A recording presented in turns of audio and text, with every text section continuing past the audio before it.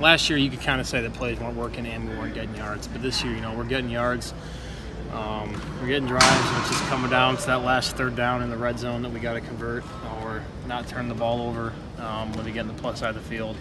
So just stuff like that, which in theory is an easy fix, but we actually we got to do it. So definitely for me, I'm sure other guys would agree. It feels like every time we come off the field, like, yeah, we're moving the ball fine. Just got to finish the drives and get points. So when you went back and looked at the film, what was the thing offensively that frustrated you the most? Didn't finish drives. Plain and simple, didn't finish drives. Had penalties where we couldn't, and then just needed to score more points. Brian, the one penalty you said was a good call against Dotson on that one. He's coming off the line of scrimmage. He has the freedom to try to get off press coverage for a step or two, right? Yeah. How does that? What's he supposed to do on that? Maybe go a little farther outside. That was kind of what our coach was. Go a little more to the sideline and just try and avoid the contact. That's tough for him in that spot because the DB's pressed and it's not even the guy else covering the guy I threw to. So that's just a tough call for. Yeah, and it seemed like the DB didn't want to let Dotson go either. So it's like who's latching on to whom? We've had a couple of those calls since I've been here, and it's like, what do you want the guy to do? He can't really do much. So pretty big play.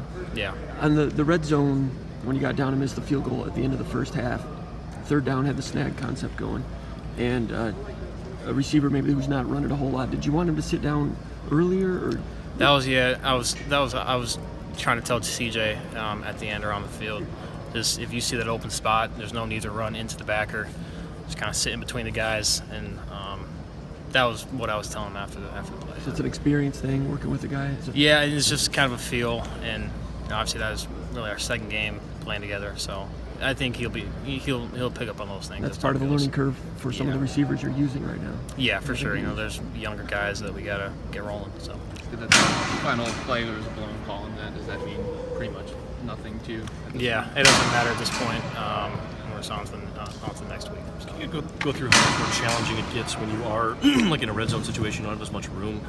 For me, I kind of like it. Do you? It puts the defense in, instead of a vertical bind, it puts them more in a horizontal bind. And I like the red zone. I feel like in 17 I had pretty good stats in the red zone, so I'm pretty comfortable down there. I think guys will step up, and the guys that are starting right now are Tyler's had experience at every position.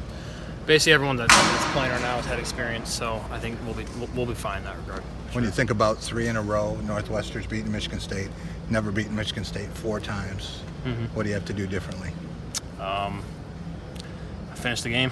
For us, offense score touchdowns, and defense will do their part. So. Brian, Darryl Stewart's playing so many snaps. Can you talk about how difficult that is for him and what kind of job that is for him? Would you agree that he's playing a lot of snaps, maybe more than receivers have had to do in the past?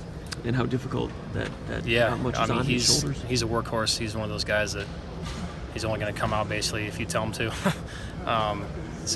He's been incredible for us, and obviously the go-to guy right now. So I'm enjoying seeing what he's able to do. At the time when he caught that one, when you on that third down coming out of your own goal line, and you ended up driving and punting and flipping the field. Yeah.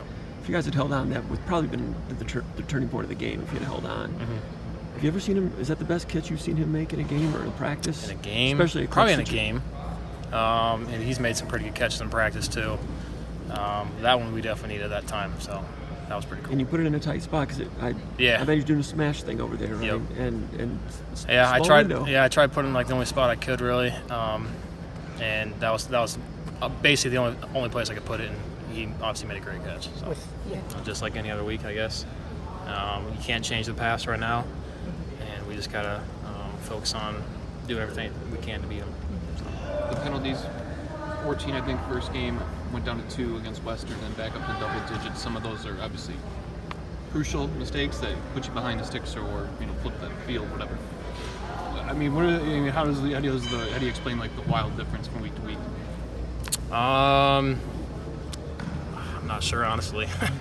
With different, I guess, officiating crews, maybe they call things different, and maybe we played worse in regards to penalties, but it's kind of hard to tell, honestly. Well, you just kind of move on, and I realized we got a new week out of this.